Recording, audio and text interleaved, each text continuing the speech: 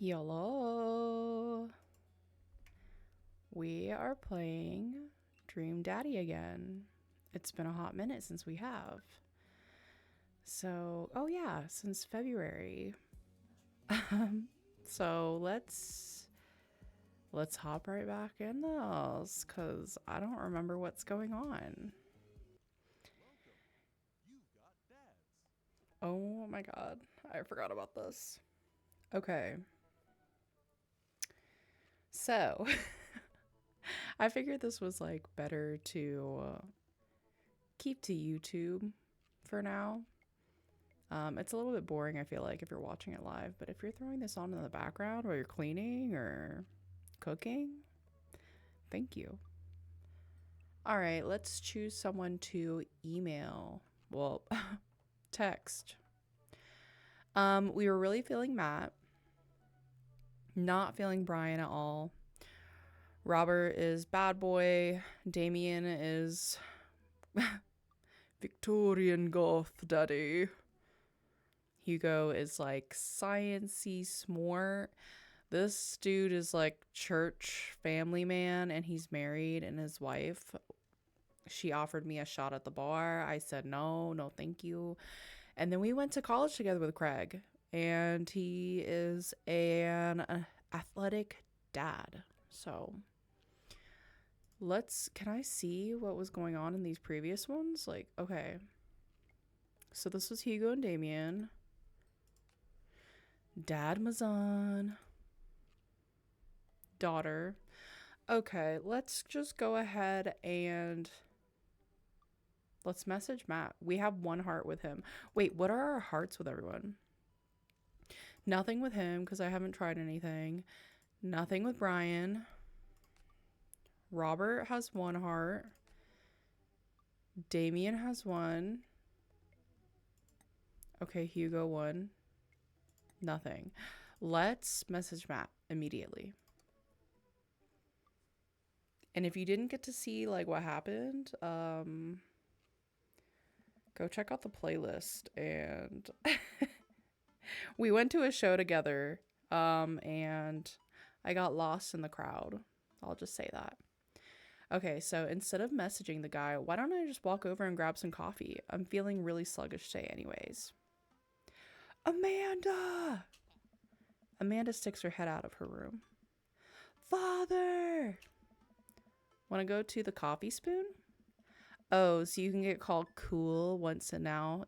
Wait, so you get called cool once and now you're the cool dad who hangs out at the coffee shops and listens to neo jazz and stuff? Amanda.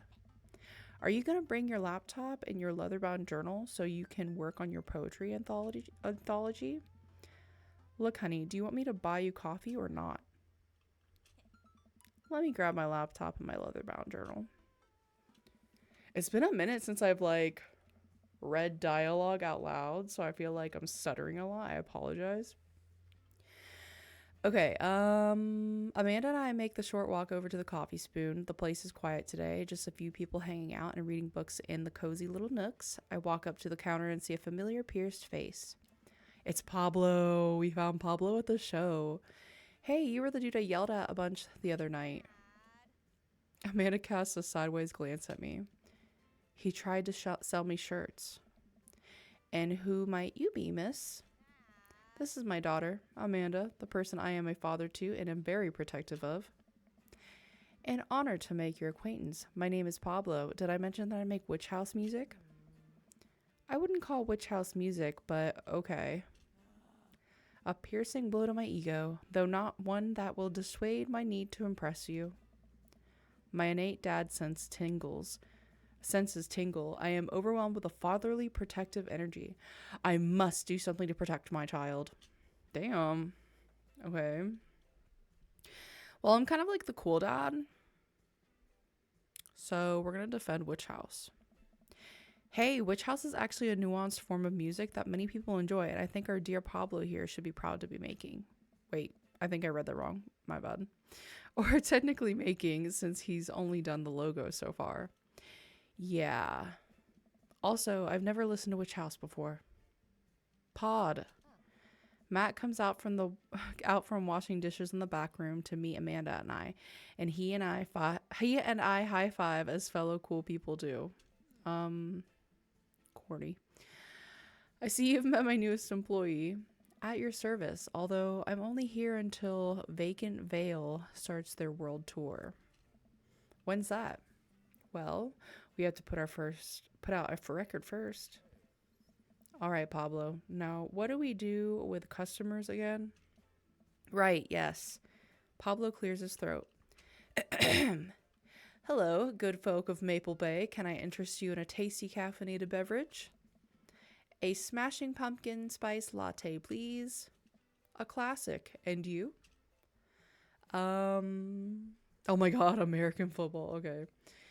Decaf for cutie or Father John Misto, like Father John Misty, Death Cab for Cutie. Oh my god. You probably already knew the references, but I love that. That's very clever. We're gonna have to go with decaf for cutie because I know, well, no, death before decaf. We're gonna go with Americano football. Americano football, please. Our coffee is as strong as that band's feelings. Good choice. I don't get it. Oh, American football is a sport, but it's also this emo band that made a good album and then waited over a decade and then made another good album, and their music was very sad and sometimes featured sad trumpets. And I'm over explaining the joke again. Coming right up. Pablo gets to work making our drinks while Matt observes him. He'll get the hang of it for as goofy of a dude as he is. Kid works hard. Hey man, that concert was a lot of fun. We should hang out again. Oh, we should hang out again. Hell yes. I'm actually going to be done trading Pablo in a couple hours and was going to go record shopping. Want to come along? Duh. Absolutely. Pablo brings us our drinks and Amanda buries herself in her laptop. I spend my time sipping my drink and cracking jokes with Matt. Last time we hung out, he told me that he had trouble hanging out with other people, but for some reason he and I can talk and joke like old buds. It's weird. I feel really comfortable around him. Okay. Once Matt feels comfortable leaving Pablo on his own, I say goodbye to Amanda and we start walking to the record store. Have you ever been here before? No, I mean, we have a record player sitting in the living room, but all I have are 2 copies of Frampton Comes Alive. Oh, this should be fun then. We're going to find you some good stuff. The walls of the store are packed with posters, artwork, stickers, and records. A few people mill around, flipping through milk crates of albums. Some indie band is playing through the speakers. It's a nice vibe. So, why do people still buy records? Isn't it kind of outdated at this point? There's a lot of people who will try to tell you that vinyl sounds warmer or more true to the artist's intent, but I really think it's just nice to collect records. It's cool that in this day and age... Oh my god, guys, I'm so sorry. It's cool that in this day and age, we have just about every song ever created available instantaneously on our phones. But there's something about holding an album and getting to see the artwork in your hands that I'll always love. That's why I try to get as many of the records that I love in physical form as possible. Remember when we were kids and would have to wait around by the radio with a cassette tape so that we could record our favorite songs? It made each listen really special, and mixtapes were even cooler because of how much work they took. Now you just make a playlist. I think the last time someone gave me a real mixtape was in high school. You know what's crazy though? Like I'm not old enough to do that, but I am old enough to where I was using LimeWire and burning CDs. So I do miss that. That was actually, that was kind of fun though. Making, especially if you're going like on a weekend trip with your friends. You just like create your own playlist of like all your favorite songs. Anyways, I look around the multi-level record store and spot some genres. Future wave, jungle, anarcho-punk, nunsploitation. I have no idea where to even start. Man, this is a little overwhelming. Here, let me help you find something you might like. If you were a milkshake, what flavor would you be? Ooh, okay, so we have cookies and cream, vanilla, strawberry, or purple. Of course we're picking strawberry. If you could only buy one type of candle scent for the rest of your life, what would it be? Let's see. Daffodil Mountain Spring, Camouflage Summer Breeze, Spring Creek Fireball, and Power Violence Cherry Blossom. What? um I feel like I want to choose the daffodil or the cherry blossom. So we're going to go with Daffodil Mountain Spring. What's your favorite ambient sound? Rain, bowling alley, Star Trek bridge ambiance, Howls of the Bone chorus. I'm going to have to be basic here. I chose rain, by the way. My brain stuttered for a second. What's your dream vacation spot? My backyard, inside an active volcano, living off the fat of the land in Ibiza, starting a new life in the Baltics. Starting a new life in the Baltics. What's your deepest, darkest fear? I worry that people are nice to me only because they want something from me. I fear that I don't deserve happiness and won't ever get it. What if nobody exists but me and I've fabricated this universe? Saying you too when the waiter tells you to enjoy your... let's do the what if nobody exists but me and I've fabricated this universe. Matt thinks for a moment. Oh, I know just the thing. Matt runs to the other end of the store and returns holding a record behind his back.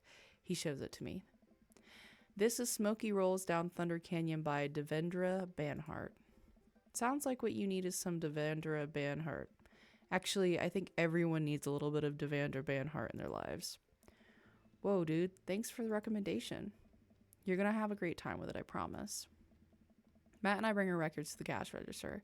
A young girl with a septum ring and a buzz cut stands behind the counter with one earbud in. Usual stuff today, Matt? Just some light pickups. Matt places 3 albums on the counter. Swear I'm Good at This by Diet Sig. Ooh, I like Diet Sig. Forever by Mystery Skulls, and Greatest Hits by Remo Drive. Tight. The cashier rings Matt up and hands back his albums in a bag. She stares at me suspiciously. Who's the nerd? That nerd is my buddy Pod. Pod, this is Beacon of Human Charm. This Beacon of Human Charm is Molly. I got kicked out of art school for destroying my paintings at the end of every critique. Lovely to meet you. Anyway, Matt, is the open mic night still on? You know it. Are the Third Waves going to do a special acoustic performance? I might see if I can get a few of the girls together. There's an open mic night going on? Yeah, dude. We do it every month at the Coffee Spoon. Some amazing talent always comes through. Got a flyer for it right here. You and Amanda should come by that night. Matt blushes. I mean, if you're not doing anything. Will Vacant Veil be playing? If only. I finish paying for my record and we head out of the store. Man, what a trip down memory lane. I haven't been in a record shop like that since Vans had shag carpeting. Now that you mention it, isn't it strange to think of all those weird little musical memories? How do you mean? Well, I think music is a very time and place sort of thing. A song is important to me, not only in that I think it sounds good, but where I was and what I was doing when I listened to it. There's music that reminds me of exes, of struggling through school, of being so poor that I didn't know where my next meal was coming from. All that stuff. And listening to those songs reminds me of those moments in my life. Yeah, now that I think of it, even the pop concert Amanda made me take her to is special to me. I mean, I'm not really a fan of the band, but hearing their songs on the radio reminds me of how young and excited Amanda was. And then that even reminds me of a younger me going to see my favorite bands in a concert with all my friends. We'd always go to my friend Cynthia Chapman's house before and smoke pot in her basement like we were so slick. Her parents definitely knew what we were doing. Wait, when was the last time you smoked pot? Matt stops and thinks for a moment. It's been decades. Dude, me too. Where do you even get pot now? Is that even what the kids call it these days? I don't know, but I bet I could find out. Do you want to get high and listen to our new records? Oh! If y'all could see me, I'm biting my knuckles because what?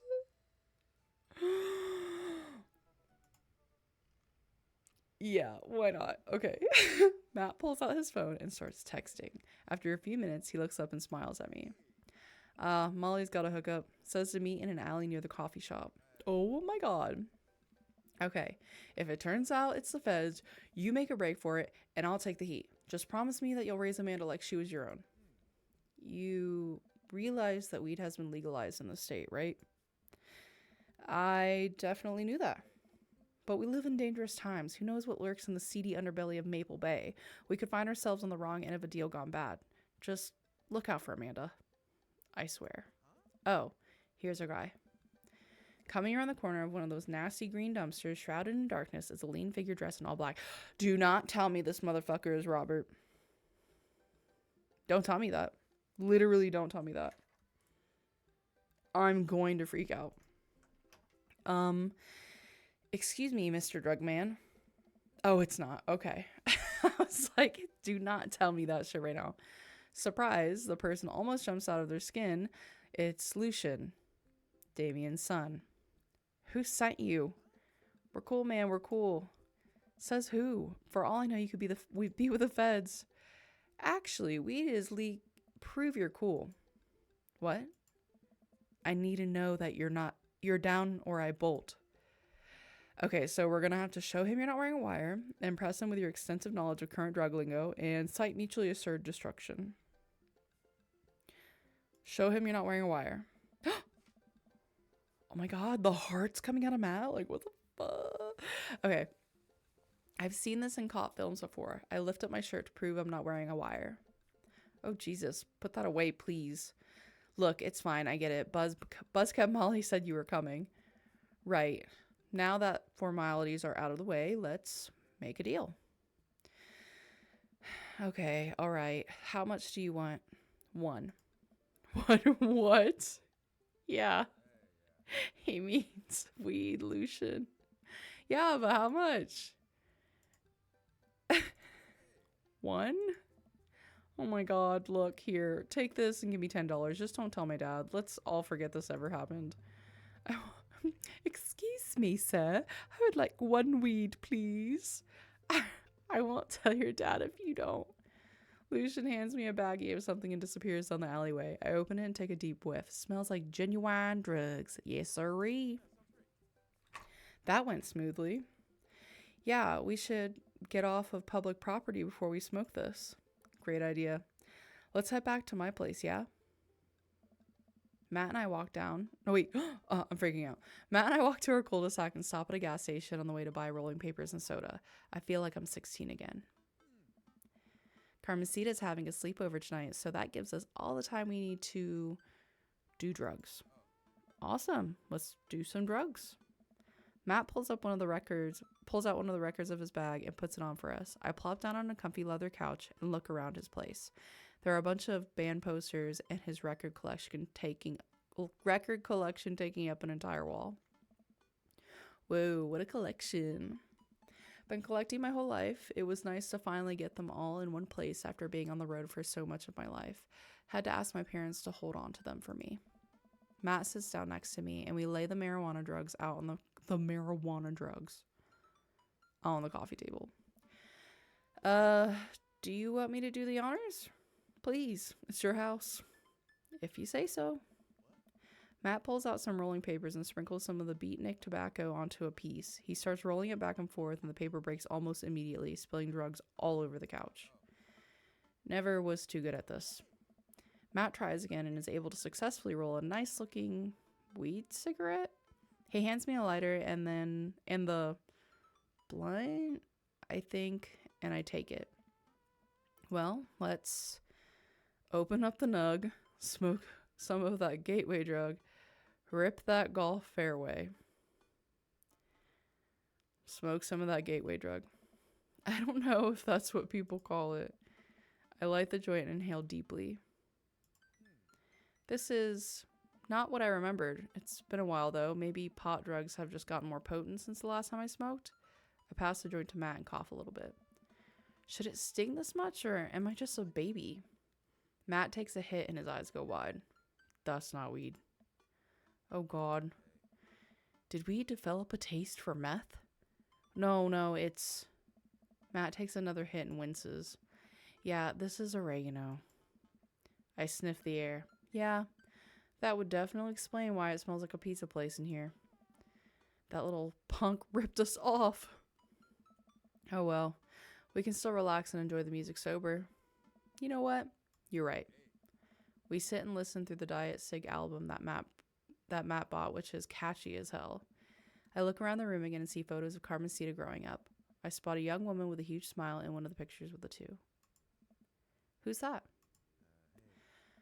Oh, that's Rosa. She was Carmencita's mother. She died when Carmencita was young. I'm so sorry to hear that. Amanda lost Alex at a young age, too. I can understand how hard that must have been. I look around again, spotting a framed gig poster hanging on the wall. On it, there's an illustration of Matt and Rosa surrounded by flowers. The cursive lettering reads, "Stillness the Dancing." Looks like they played the Soundgarden over a decade ago. Were you two in a band together? Yeah, that was the reason I was touring so much when I was younger. We traveled the whole country in this rinky-dink little van. It was hard to start, but once we started gaining notoriety and seeing how much our songs meant to kids, it was just incredible. Wow, that seems like a life some people only dream of. It was, and it was difficult at the same time. I couldn't have done it without someone by my side. Rosa and I knew that we couldn't do it forever. The long hours on the road, missing your family, sleeping in the van, all that stuff. So, once she became pregnant with Carmencita, we put down roots in our favorite town to play in, right here. Since she was a kid, Rosa always had a dream to own a quiet little coffee shop. She, died before it opened. I'm so sorry. Don't be. I'm not really sure what to say. I couldn't possibly count the number of times I told people the same thing after Alex died. Matt gets up to flip the record. Next to the turntable, I notice a dusty piano. Do you play? I'm out of practice. I used to jam on the keys back in the day. Oh yeah? I fronted the hottest 7-piece ska band that Eagle Rock Bay High School had to offer. No way, you had a ska phase? Phase? Ska never dies.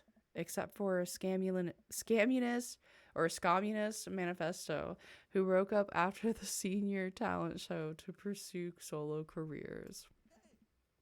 Dude, that's so rad. Matt pulls out the piano bench. Give me some of that two-tone love. Oh man, let's see if I still got it. I sit down at the piano. So we can go with a classic. Stick to your ska roots. Anyway, here's Wonderwall. You know we're going to have to pick Wonderwall, right? I start jamming out a piano rendition of the infamous song that you would play at parties in hopes of getting people to like you. I don't really remember it. Cool. Stop. No, rewind. How do you rewind it? Oh no. That sucks. Did you see all the stuff coming out of him? There was no hearts. I should have just kept it real. I'm just being silly and I shouldn't have been silly. I should not have been silly. Silly. Silly goose. Okay, alrighty, bud. Alright, buddy, can you top that? I shouldn't. Aw, come on. No, it's been a long time. Why don't we just drop it? Okay, buddy. Sorry to put pressure on you. I mean, it's not a problem. It was good to watch you get back in touch with the music that flows through you. I learned to play that song when I was 15. Matt and I sit and listen to more records until it gets late, and I decide that I need to get to bed. Matt walks me to my door. Let's never tell anyone about the oregano, okay? Deal. Wait, can I tell my doctor? I don't know anything about the health effects of smoking oregano, and I think we'll be fine. Night, dude. I smile. Night. Ugh. Could that have went a different way had I chose a different song? Do you think? I don't know. I walk inside and the house is dark, save for the sliver of light coming from beneath Amanda's door. I knock lightly on the door and enter Amanda's room. She's sitting at her desk with her camera, editing photos. Hey, Amanda. Amanda swivels around in her chair to face me and slumps down. What smells like a pizza parlor in here? What? Nothing. So, what's up? Dad, I'm hungry. Wait, no. Hi, hungry. No, I'm Dad. Amanda collapses on the floor. I promised myself I'd never let it come to this. Sorry, kiddo, you set it up. I spike it down. You're a monster. Want some spaghetti? Yes, please. Amanda and I boil pasta and heat up sauce in a pan. Well, I boil pasta and heat up sauce while Amanda watches. Despite my best efforts, I'm not able to set it on fire. How was record collecting? It was great. Did you know that Matt used to play in a band? No way. Was he good? I don't know if the band was good, but he played some piano for me tonight and it was amazing. Wait. No, he didn't. Why is he lying? Why are we lying to our daughter? Like, I'm being for real. Was that supposed to go like a different way? Because I didn't press him on the mat. I dropped it. Because I'm like, if he doesn't want to, he doesn't want to. Like, I'm acting as if I'm like, you know, if it was like IRL, you know? Like, what? Why are we lying? Yeah, I brought it up that he should play at the open mic night that's happening in a coffee shop, but he got kind of weird about it. Hey, I saw a flyer for that. We should go. It's not too... Maybe did I misunderstand what just happened with Matt? Am I an idiot? It's not too late to start a father-daughter punk band and play a couple tunes there. Yeah, let me break out my glockenspiel. I think I only know hot cross buns, but we can work off of the chord progression. Amanda and I have a nice dinner before she goes back to her room to do photography stuff. I end up watching True Life. I'm a house hunter. They're staging an intervention for the house hunter who is crying uncontrollably over the color of the walls. They know they can paint the walls of their house any color they want, right? Matt's song is stuck in my head all night. Okay. Date complete. How do we do?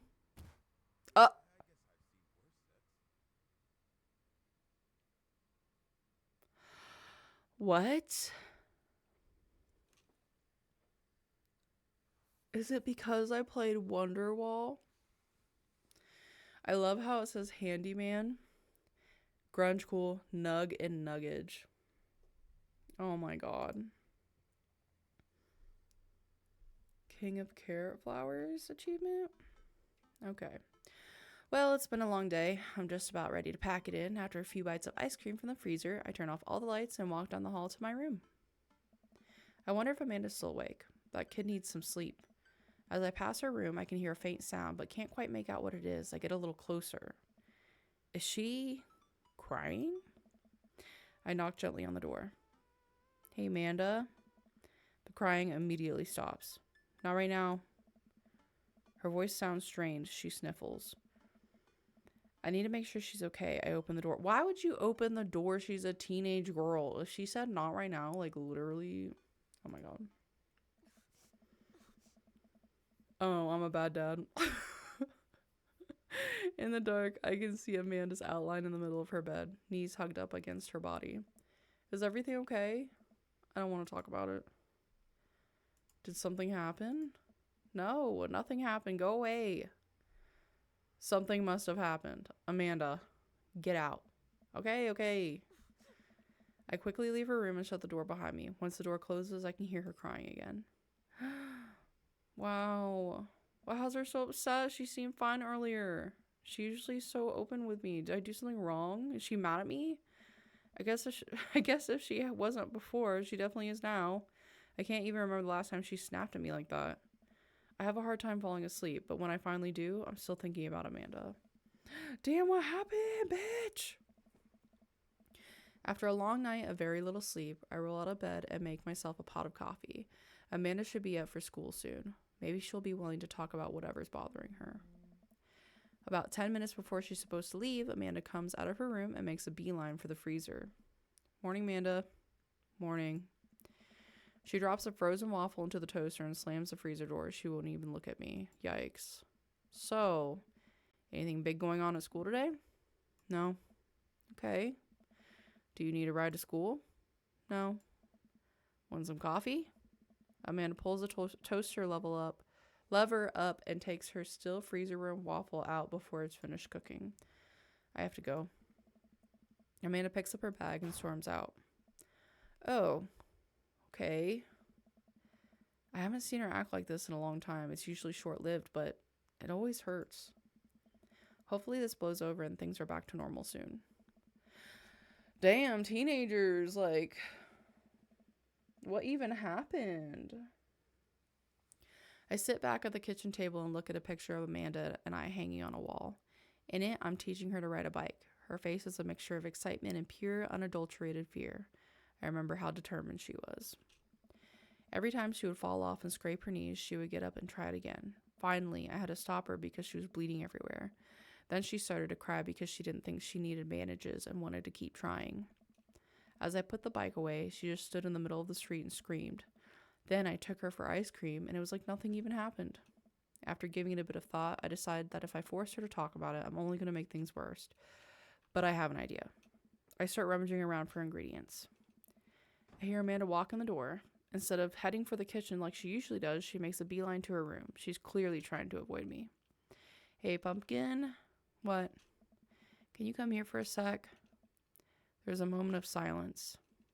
Yeah. I wanted to say sorry about last night. I'm just worried about you, kiddo. I get scared when I know something's wrong, and I get even more scared when I feel like I can't do anything about it. Dad, just whatever it is, and you don't have to tell me if you don't want to, but whatever it is, just know that you have a dad in your corner who wants you to be happy. Honey, you know I'm bad with words, so I was hoping I could speak a language we both understand.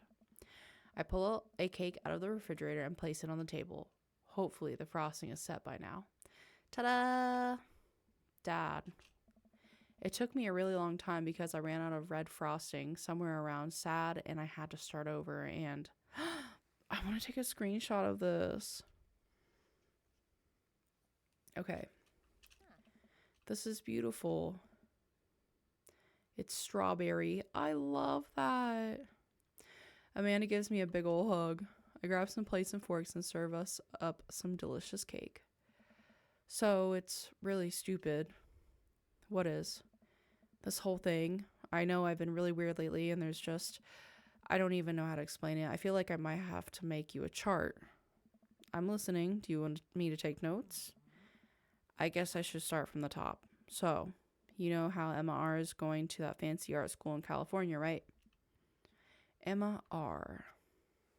Oh, no. It's been so long, I don't remember. I feel like I have to say the one who puked in Dead Goth and Beyond. Dad, that was me. Oh, that was her. I forgot. What? I thought you were Emma P. Dad, are you doing okay? I'm getting legit worried. I've been doing a lot of gluing and varnishing in unventilated spaces. Carry on. Anyways, ever since she got the acceptance letter, I've been feeling like she's drifting away, you know? And she's been spending a lot more time with Grace and Emma P. I just thought it was all in my head for a while, but then I found out from Rosie M. that both of the Emmas, Grace and Noah, all went to a party at Mackenzie F's on the same night. They all told me they were busy studying for the Calc AB final. Yikes. So, another important piece of information is, God, this is embarrassing. I have a crush on Noah, and, that's a thing. What? Whoa. I had no idea. I definitely didn't know that. Okay. You're a bad liar. So were you. I learned from the worst. Anyway, so the only person I told about the crush was Emma R, and she promised not to tell anybody. I didn't confront them about the party thing because I didn't want to start drama, so I just kept quiet and keep going about my business. So I just keep quiet and keep going about my business. Amanda sighs. And then one day, I invite everybody out to go get nachos at the mall, and after not texting me back for like 2 hours, even though none of them ever put their phones down for more than 60 seconds, they all say they're busy, like, simultaneously. So I tell them, never mind, I'll just eat nachos at home, right? But we were out of chips, and I really, really wanted nachos. Totally understandable. So I go to the mall anyway. I get to the food court, and who do I see there but Grace, Emma P, Emma R, and Noah, all hanging out together and eating nachos without me. What? It gets better. I'm standing by the escalators watching them, and I realize that Noah has his arm around Emma R, which is kind of weird, right? But then they kiss. No. Yes, I know. So I storm over there and I'm like, hey. And Grace drops a nacho in her shirt because of course she does. And Emma R just like glares at me. Grace. Nothing is coming up. I don't know who that is. Grace is the... Did she poop the bed too? Grace is the boring one? Well, yeah, but that's not the important part. Grace is the one nobody really likes. Or I guess that's me now. But anyway, nobody will say anything, and I'm just like, you guys suck, which I realize is not the most eloquent thing to say, but I was very angry and really embarrassed, and I just wanted to get out of there. So I left, without nachos, might I add, which only further contributed to this shitty day, and immediately drafted a super long text to the group chat asking them why they've been so weird. And I wrote another one to MR asking how long the Noah thing's been going on, and sorry, I know that's a lot. You still following? I'm a little confused, but I think I understand. That's okay. You're trying. So what happens next? Oh, okay. Get a load of this. MR says, you know what? Let me just read it to you. Amanda pulls out her phone and reads word for word an arduously long string of text messages. Can you believe that? I cannot believe that. I care so much about Amanda's social life and mental well-being, but man, do I not understand what she's talking about. This is all beyond me, but I am trying my hardest to be supportive. They were dating in secret for like months. So I told her that she's being a really terrible friend, and she's like, well, if you think I'm so terrible, then just stop being my friend. And I was like, okay. And then she left me on red. And then, wait, left me on red. What's that? Oh, like she saw my message and didn't reply, and I know because there are red receipts. I don't know what red receipts are, but I'm just gonna nod and pretend I understand. Gotcha. So while this is all happening, I'm talking to Emma P about how mad I am because she's at least being kind of reasonable, and I'm venting to her about how pissed I am at everybody and stuff. And then out of nowhere, Noah texts me and is like, how could you say that about me? And I'm like, say what about you? And he tells me that Emma P sent screenshots of everything I told her to the group chat that I got kicked out of. All right, I think you lost me at screenshots, but that definitely sounds bad. There's so much more, but honestly, it's just all really stupid teenager stuff. The bottom line is that everybody dropped me, half of my grade hates me, and now I have no friends. Amanda, I am so sorry. I almost expected it from everybody else, but Emma R's been there since Dad died. I can't believe she would just stab me in the back like that. I'm not even that mad that she's dating Noah. I'm just upset that she lied to me about it for so long. Amanda stabs at the remnants of her cake. Okay, I take it back. I'm kind of mad she's dating Noah. Like, what did I do wrong? Why did everyone just suddenly decide I'm not cool anymore? Why wasn't I enough? I don't understand. And as mad as I am at everybody, like, I miss them, Dad. Amanda looks so dejected I almost can't take it. What could I possibly say to help? Anyways, that's it. That's the whole sordid tale. Thanks for listening. Tune in next week for more hot gossip. Wow. I know it's pretty dumb. I'm going to say it's not dumb. No, it's a stupid thing to be upset over. Amanda, your feelings are real. Don't ever be mad at yourself for having feelings. I guess. Unless you've secretly been a robot who's been approximating human feelings this whole time. Dad, if I was a robot, I would have transformed into a monster truck a long, long time ago. But seriously, I know you probably don't want advice, but I feel like it's my duty as a dad to bestow upon you a few nuggets of fatherly wisdom. So we got 3 choices here. Not all friendships last forever. Real friends don't do that. And high school sucks. I am torn because I like all 3 of these. But I'm going to say not all friendships last forever. People are going to come in and out of your life. It's just how it works. Not every friendship is going to last forever. So cherish your friends while you have them. And when it's over, don't dwell so much on the bad stuff.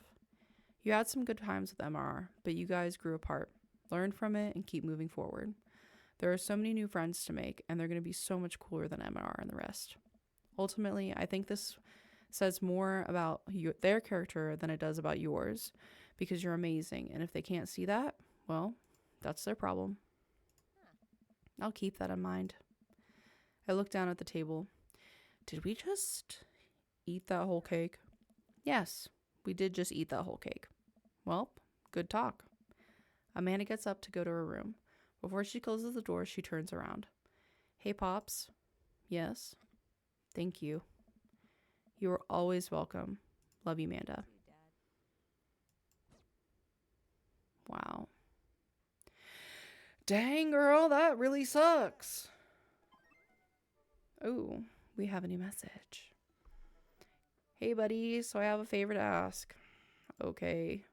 Robert invited me over for dinner, and I know it's kind of a faux pas to invite another bro, but I've known the guy for years, and I still can't get a good read on him, and I know it's going to be super awkward if I go by myself. Will you please come with me?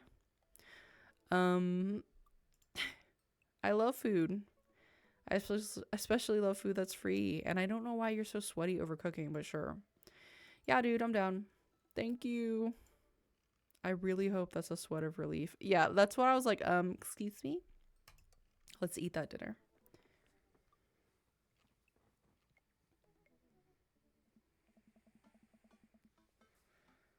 Oh, man.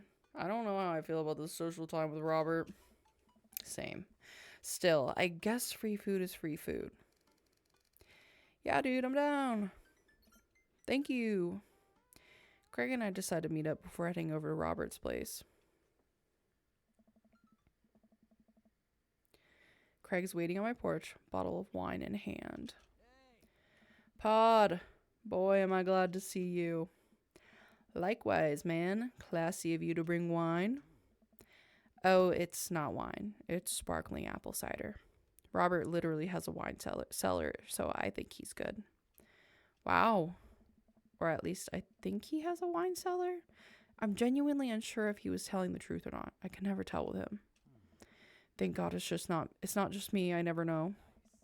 Wait, we literally slept with Robert. Oh my God. He's so deadpan about everything. I usually just laugh it off, but man, that guy's an enigma. We start walking over to Robert's house. Does Robert even know how to cook? I have sincere doubts about whether he even knows how to shave properly or iron his shirts. I feel like you learn to cook after you learn those two first. One time I saw him grab a hot dog from a trash can.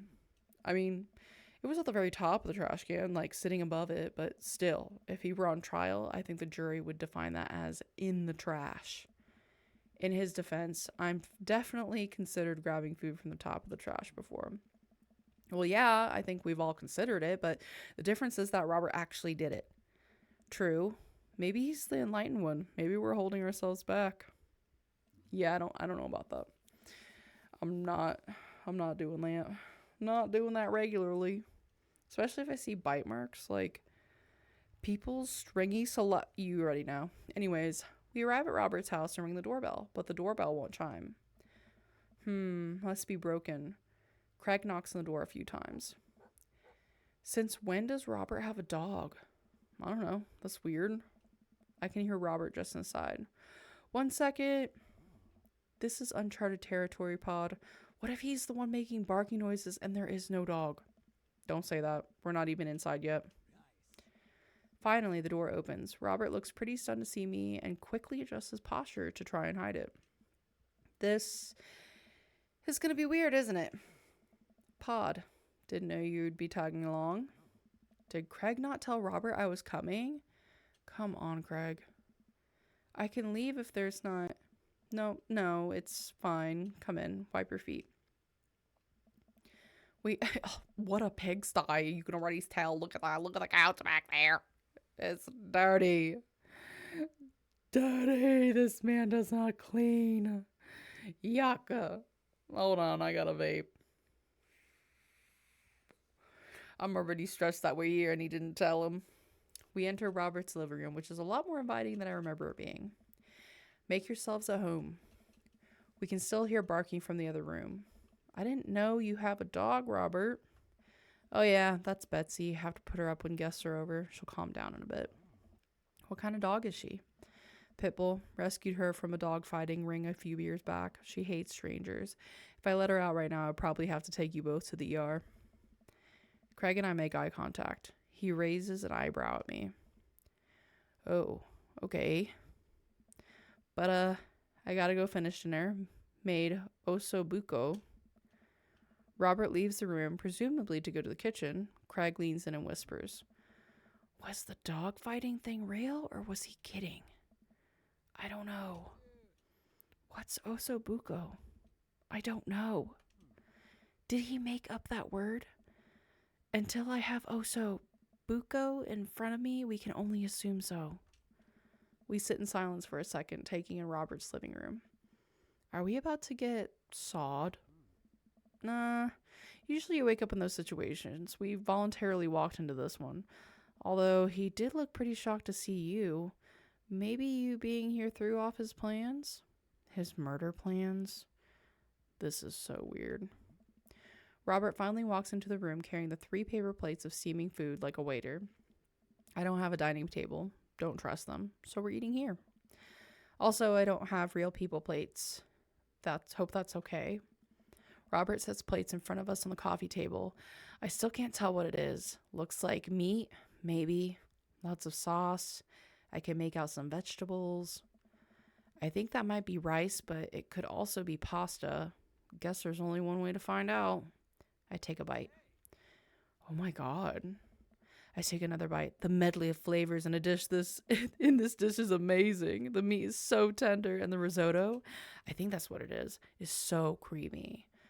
Robert, this is really incredible. You cooked this? There's a pregnant pause as Robert formulates a response, like it's weird to get a compliment from me. I fished it out of the dumpster behind a restaurant, or at least I think it was a restaurant. What? Shut up. He literally just fed us trash. This is like that show on TLC. What is it? Extreme Cheapskates? That one episode where she like finds a whole bunch of like food from the trash and just puts it in a big pot and like makes stew or soup or something. Y'all remember that? Like, I'm grossed out. Can you believe people just throw this stuff away? I almost gag. I look over at Craig, who looks wary but still has his mouth full. He gives Robert a thumbs up. Glad you like it. Where did you learn how to cook like this? Worked at a restaurant in Spain for a hot sec. Is he messing with us? I decide to play along. You lived in Spain? After I dropped out of college, I went backpacking through Europe, crashing on couches, sleeping in hostels, wherever. Totally broke. Worked a couple of odd jobs wherever I could scrape together some cash. One night, I'm eating dinner at this little restaurant just outside of Madrid. I go to pay and realize I spent the last of my money on booze the night before. I'm in the middle of ditching when the manager catches me and puts me to work in the kitchen. Long story short, they ended up liking me so much they offered me a job. Why not, right? Started living with some distant relatives on my mom's side. Over the course of 2 years, I worked my way up from busboy to sous chef. Learned a lot. Craig and I wait for the punchline. What night watchman did he swindle to get back to the States?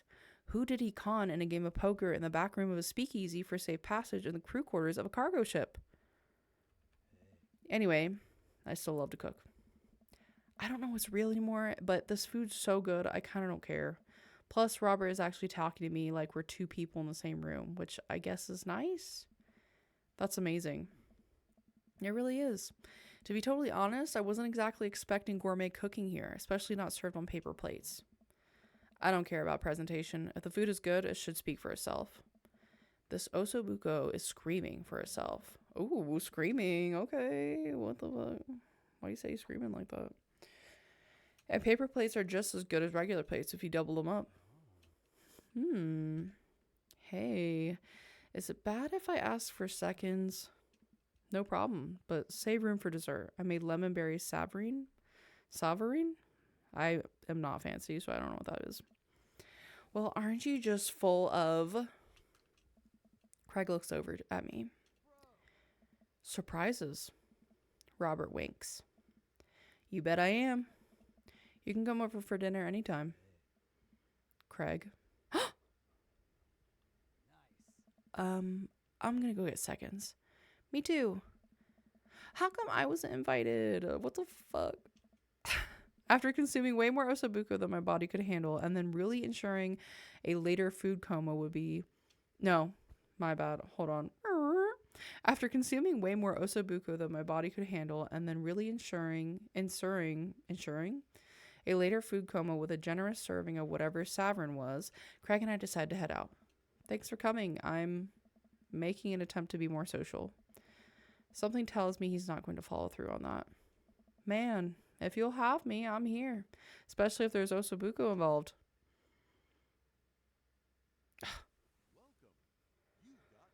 The fact that he said Craig and not my name is crazy. Like, why? Why did he do that? Okay, so what's going on with Matt's hearts? Okay, we have 2 hearts. To continue or stop here for the day? I think we might stop here for the day. My mouth's a little dry and that's a lot of talking. So we're gonna have to continue this later. Maybe we'll text Robert next time. I don't think I'm too interested in Hugo anymore. I feel like it's Damien and Matt. Never Brian, never Joseph. So sorry, fellas. But yeah. If you enjoyed this, like this video, leave a comment down below who you think is the daddiest of them all. Who would you go after? Who should I message next? Yeah, I will see you guys next time. Have a good evening, morning, day, whatever. Bye.